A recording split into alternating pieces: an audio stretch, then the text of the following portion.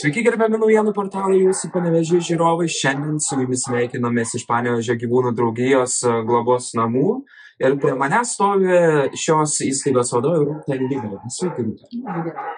Pirmasis klausimas, sakykite, kiek šiuo metu prieglaudoje turite šunų? Skaičius labai toks neadekvatus, nes ryte galime turėti 50, vakare jau 60, arba atvirkščiai.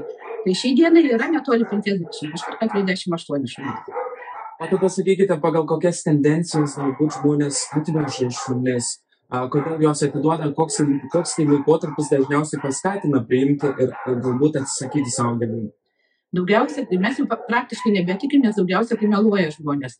Tai mirė babutė, tai mirė senelis, tai gimė vaikas, tai išvažiuoja į užsienį.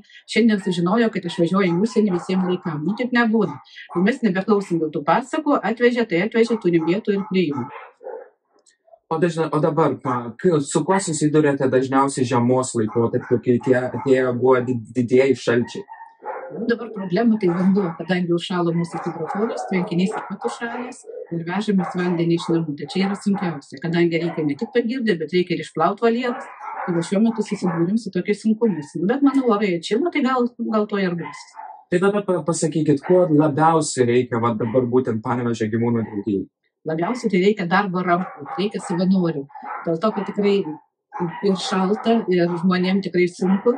Ir mažai mes jau turim, tai tikrai gaunasi kartais, kad ir vienai reikia pabūti, kartais 3, o šiandien 4 turim. Tiesiog reikia darbo rankų. Puiku, ačiū Jums. Ačiū. Dėkojame ir Jums, mielie naujienų portalų, jūsų Panevėžio žiūrovai. Linkime visiems būti supratingais ir prašome jūsų pagalbos būtent atsižvelgiant į Panevėžio gyvūnų draugijos norus ir poreikius. Iki pasimatymo kitose tiesioginėse transliacijose. Su jumis ir vėl aš, naujienų portalų jūsų Panevėžio žurnalistas Modestas. Iki pasimatymo.